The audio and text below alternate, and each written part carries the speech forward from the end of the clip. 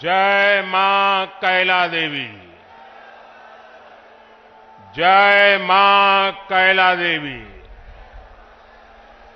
जय बूढ़े बाबा की। जय बूढ़े बाबा की। भारत माता की। भारत माता की। सभी संतों से प्रार्थना है कि अपना स्थान लीजिए।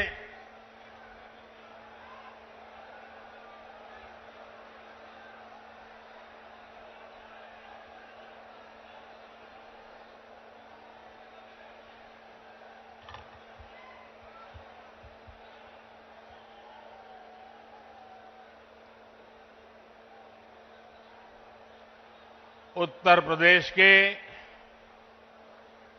ऊर्जावान मुख्यमंत्री श्रीमान योगी आदित्यनाथ जी, पूज्य श्री अवधेशानंद गिरी जी, कल्की धाम के प्रमुख आचार्य प्रमोद कृष्णम जी, पूज्य स्वामी कैलाशानंद ब्रह्मचारी जी, पूज्य सदगुरु श्री जितेश्वर जी, विशाल संख्या में पधारे हुए भारत के भिन्न भिन्न कोने से आए हुए पूज्य संतगण और मेरे प्यारे श्रद्धावान भाइयों और बहनों, आज यूपी की धरती से प्रभु राम और प्रभु कृष्ण की भूमि से भक्ति, भाव और आध्यात्म की एक और धारा प्रवाहित होने को लालायित है। आज पूज्य संतों की साधना और जनमानस की भावना से एक और पवित्र धाम की नींव रखी जा रही है।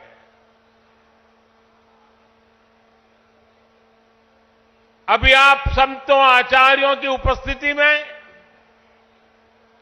मुझे भव्य कल्की धाम के शिलान्यास का सौभाग्य मिला है। मुझे विश्वास है कि कल्की धाम भारतीय आस्था के एक और विराट केंद्र के रूप में उभर कर सामने आएगा। मैं सभी देशवासियों को और विश्व के सभी श्रद्धालुओं को शुभकामनाएं देता हूं। अभी आचार्य जी कह रहे थे कि 18 साल की प्रतीक्षा के बाद आज ये अवसर आया है। वैसे भी आचार्य जी कई ऐसे अच्छे काम हैं जो कुछ लोग मेरे लिए ही छोड़ करके चले गए हैं।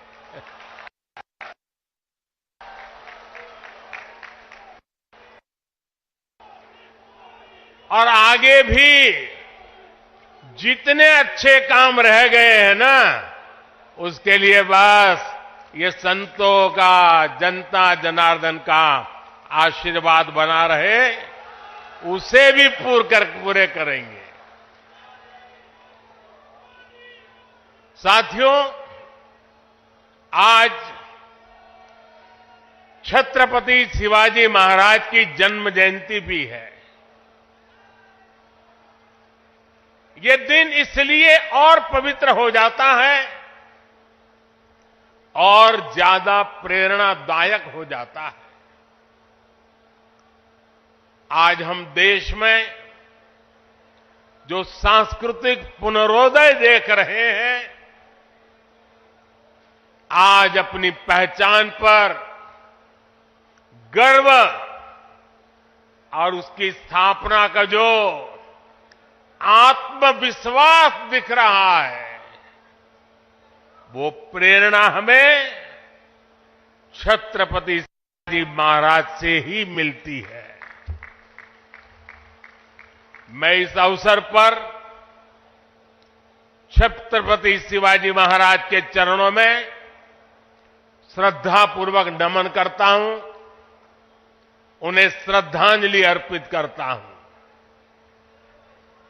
साथियों,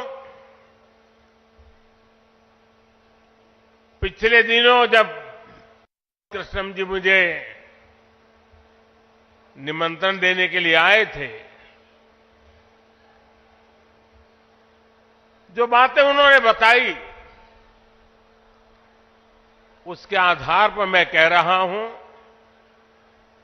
कि आज जितना आनंद उनको हो रहा है, उससे अनेक गुना आनंद उनकी पूज्य माता जी की आत्मा उनको होता होगा।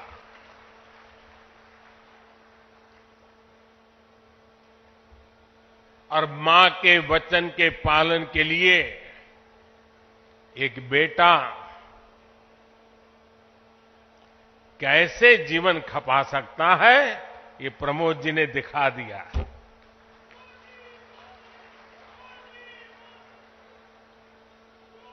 कृष्ण जी बता रहे थे कि कई एकड़ में फैला ये विशाल धाम कई मायनों में विशिष्ट होने वाला है। एक ऐसा मंदिर होगा, जैसा मुझे उन्होंने पूरा समझाया अभी, जिसमें 10 गर्भगृह होंगे और भगवान के सभी 10 अवतारों को किया जाएगा। 10 अवतारों के माध्यम से हमारे शास्त्रों ने केवल मनुष्य ही नहीं, बल्कि अलग अलग स्वरूपों में ईश्वरीय अवतार को प्रस्तुत किया गया है। यानी हमने हर जीवन में ईश्वर की ही चेतना के दर्शन किए हैं। हमने ईश्वर के स्वरूप को सिंह में भी देखा, वराह में भी देखा और कच्छप में भी देखा। इन सभी स्वरूपों की एक साथ स्थापना हमारी मान्यताओं की व्यापक छवि प्रस्तुत करेगी। ये ईश्वर की कृपा है कि उन्होंने इस पवित्र यज्ञ में मुझे माध्यम बनाया है, इस शिलान्यास का अवसर दिया है। और अभी जब वो स्वागत प्रवचन कर रहे थे, तब उन्होंने कहा कि हर किसी के पास कुछ न कुछ देने को होता है, मेरे पास कुछ नहीं है, मैं सिर्फ भावना व्यक्त कर सकता हूं। प्रमोद जी, अच्छा हुआ कुछ दिया नहीं, वरना जमाना ऐसा बदल गया है कि अगर आज के युग में सुदामा श्री कृष्ण को एक पोटली में चावल देते, वीडियो निकल आती, सुप्रीम कोर्ट में पीआई हो जाती और जजमेंट आता कि भगवान कृष्ण को भ्रष्टाचार में कुछ दिया और भगवान कृष्ण भ्रष्टाचार कर रहे थे।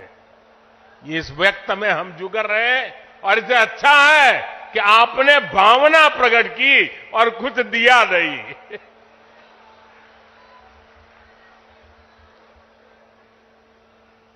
मैं इस शुभ कार्य में अपना मार्गदर्शन देने के लिए पधारे सभी संतों को भी नमन करता हूं। मैं आचार्य प्रमोद कृष्ण जी को भी बधाई देता हूं। साथियों, आज संबल में हम जिस अवसर के साक्षी बन रहे हैं, ये भारत के सांस्कृतिक नवजागरण का एक और अद्भुत क्षण है। अभी पिछले महीने 22 जनवरी को देश ने अयोध्या में 500 साल के इंतजार को पूरा होते देखा है।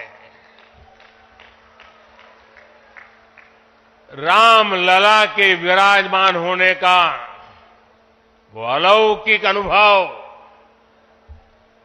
दिव्य अनुभूति अब भी हमें भावुक कर जाती है। इसी बीच हम देश से सैकड़ों किलोमीटर दूर अरब की धरती पर अबू धाबी में पहले विराट मंदिर के लोकार्पण के भी बने हैं। पहले जो कल्पना से भी परे अब वो हकीकत बन चुका है और अब हम यहां संभल में भव्य कल की धाम के शिलान्यास के गवाह बन रहे हैं। भाई और बहनों, एक ऐसे आध्यात्मिक अनुभव, सांस्कृतिक गौरव के ये पल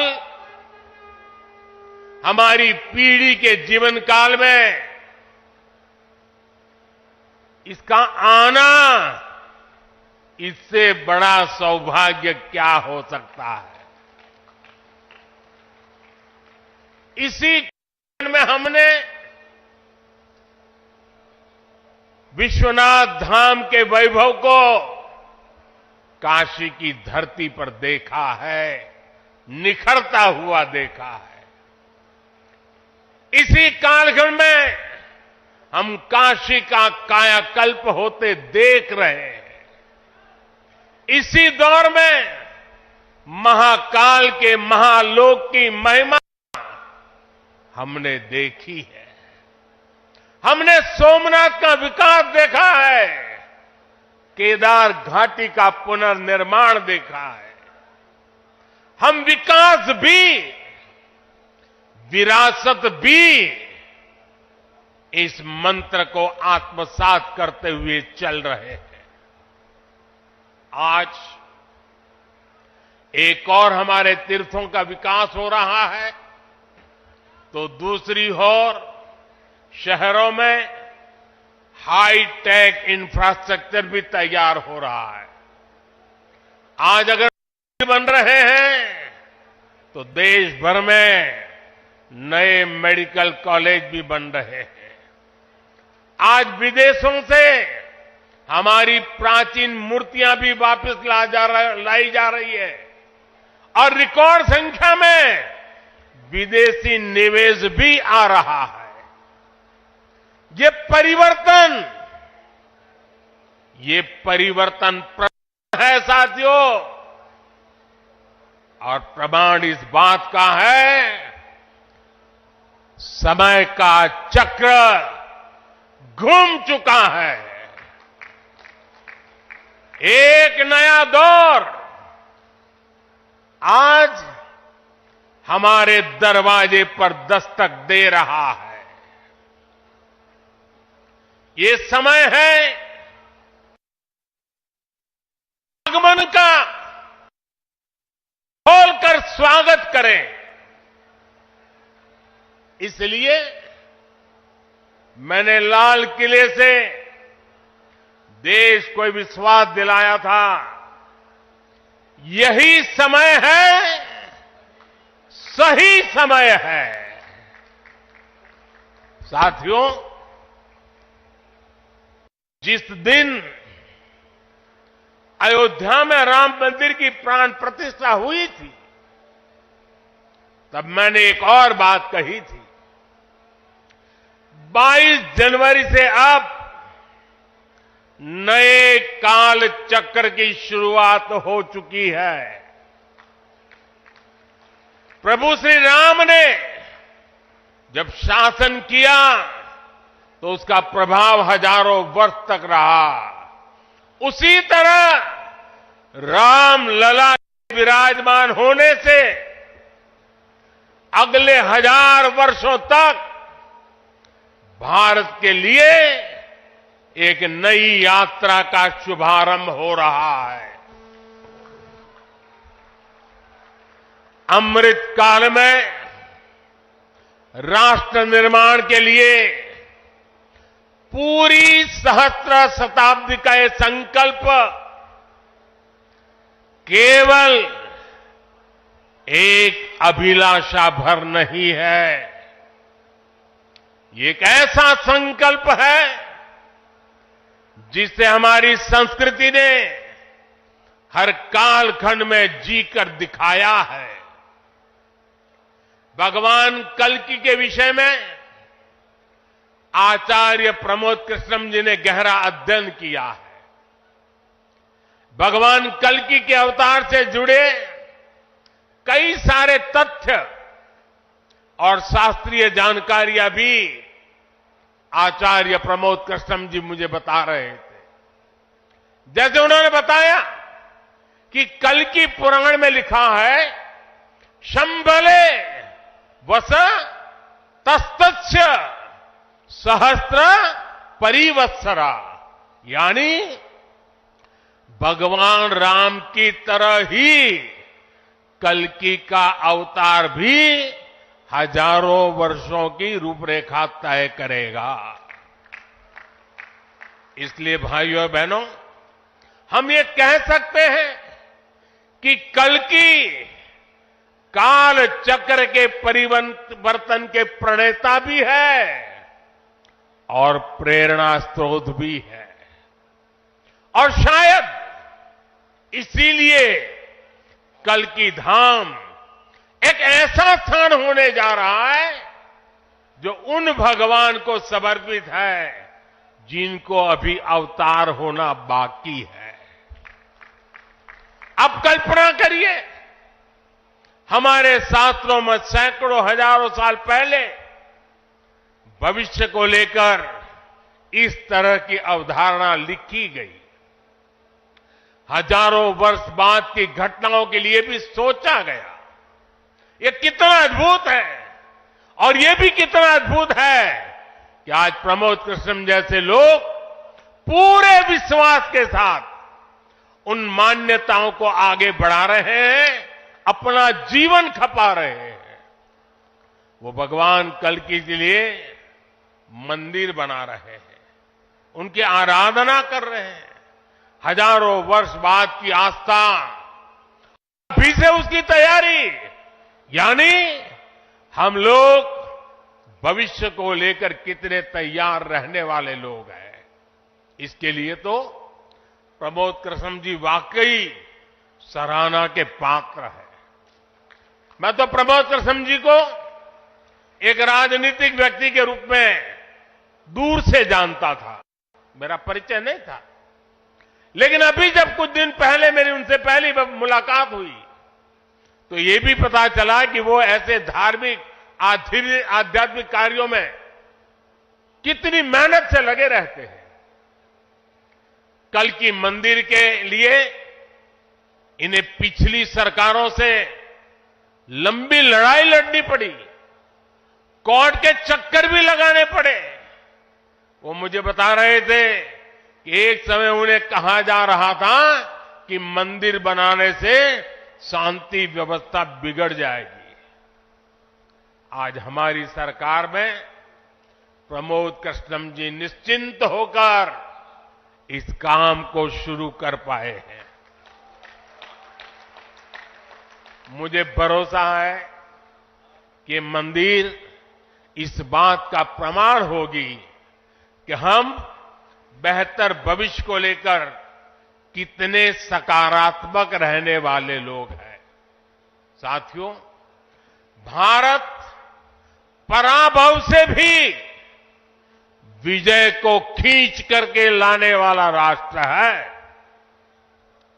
हम पर सैकड़ों वर्षों तक इतने आक्रमण हुए, कोई और देश होता, कोई और समाज होता तो लगातार इतने आक्रमणों की चोट से हो गया होता। फिर भी हम न केवल डटे रहे बल्कि और भी ज्यादा मजबूत होकर सामने आए। आज सदियों के वो बलिदान फलीभूत हो रहे हैं। जैसे कोई बीज वर्षा काल में पड़ा रहा हो, लेकिन जब वर्षा काल आता है तो वो बीज अंकुरित हो उठता है।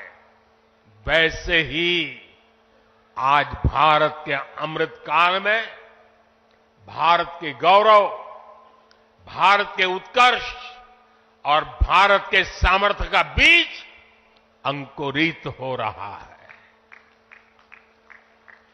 एक के बाद एक हर क्षेत्र में कितना कुछ नया हो रहा है। जैसे देश के संत और आचार्य नए मंदिर बनवा रहे हैं, वैसे ही मुझे ईश्वर ने राष्ट्र रूपी मंदिर के नवनिर्माण का दायित्व सौंपा है। मैं दिन रात राष्ट्र रूपी मंदिर को भव्यता देने में लगा हूं, उसके गौरव का विस्तार कर रहा हूं। इस निष्ठा के परिणाम भी हमें उसी तेजी से मिल रहे हैं। आज पहली बार भारत उस मुकाम पर है जहां हम अनुसरण नहीं कर रहे हैं, उदाहरण पेश कर रहे हैं। आज पहली बार भारत को टेक्नोलॉजी और डिजिटल टेक्नोलॉजी के क्षेत्र में संभावनाओं के केंद्र के रूप में देखा जा रहा है। हमारी पहचान इनोवेशन हब के तौर पर हो रही है। हम पहली बार दुनिया की 5वीं सबसे बड़ी अर्थव्यवस्था जैसे बड़े मुकाम पर पहुंचे हैं। हम चंद्रमा के दक्षिण ध्रुव तक पहुंचने वाले पहले देश बने हैं। पहली बार भारत में वंदे भारत और नमो भारत जैसी आधुनिक ट्रेनें चल रही है। पहली बार भारत में बुलेट ट्रेन चलने की तैयारी हो रही है। पहली बार हाईटेक हाईवे, एक्सप्रेसवे इतना बड़ा नेटवर्क और उसकी ताकत देश के पास है। पहली बार भारत का नागरिक, चाहे वो दुनिया के किसी भी देश में हो, अपने आप को इतना गौरवान्वित महसूस करता है। देश में सकारात्मक सोच और आत्मविश्वास का ये जो ज्वार हम देख रहे हैं, एक अद्भुत अनुभूति है। इसलिए आज हमारी शक्ति भी अनंत है और हमारे लिए संभावनाएं भी अपार है। साथियों, राष्ट्र को सफल होने के लिए ऊर्जा सामूहिकता से मिलती है। हमारे वेद कहते हैं, सहस्त्र शीर्षा पुरुष, सहस्त्र पुरुष, सहस्त्राक्ष सहस्त्रपाद, अर्थात निर्माण के लिए हजारों, लाखों, करोड़ों हाथ है। गतिमान होने के लिए हजारों, लाखों, करोड़ों पैर है। आज हमें भारत में उसी विराट चेतना के दर्शन हो रहे हैं। सबका साथ, सबका विकास, सबका विश्वास और सबका प्रयास, इस भावना से हर देशवासी एक भाव से, एक संकल्प से राष्ट्र के लिए काम कर रहा है। आप पिछले 10 वर्षों में कार्यों के विस्तार को देखिए। 4 करोड़ से ज्यादा लोगों को प्रधानमंत्री आवास योजना के तहत पक्के घर,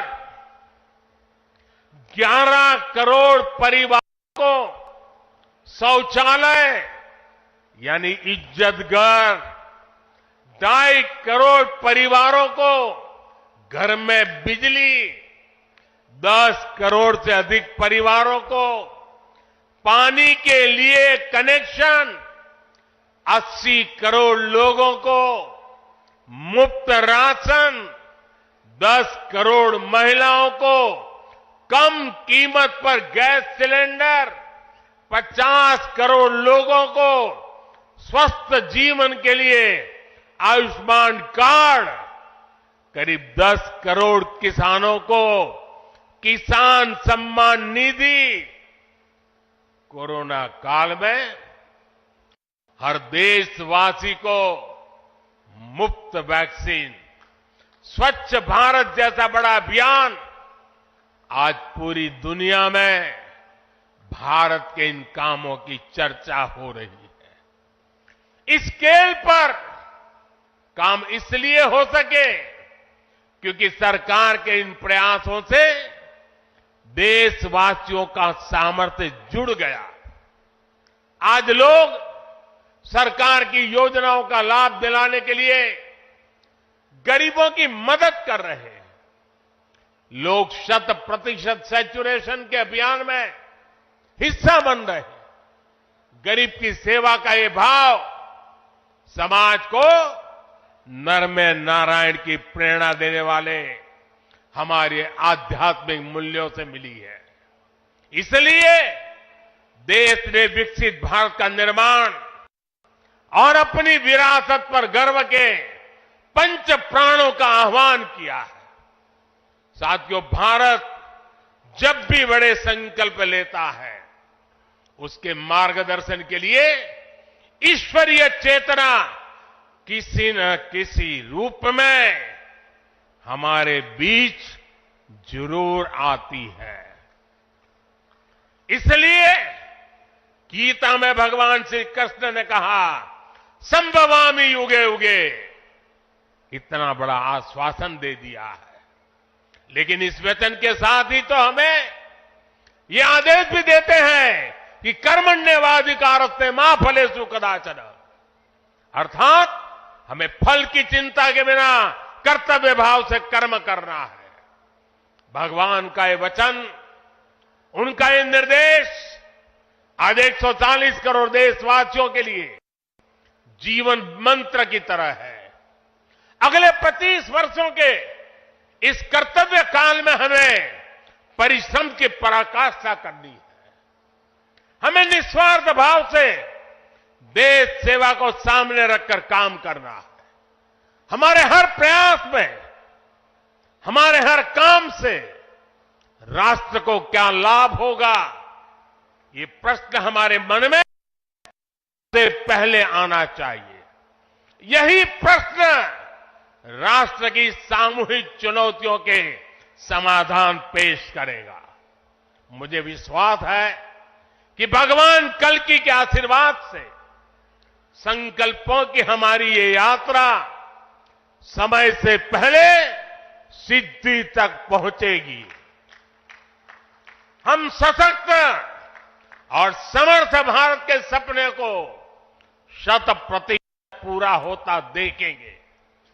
इसी की कामना के साथ आप सभी का मैं बहुत बहुत धन्यवाद करता हूं और इस भव्य आयोजन के लिए और इतनी बड़ी तादाद में संतों के आशीर्वाद प्राप्त करने के लिए मैं हृदय से प्रणाम करते हुए अपनी वाणी को विराम देता हूं।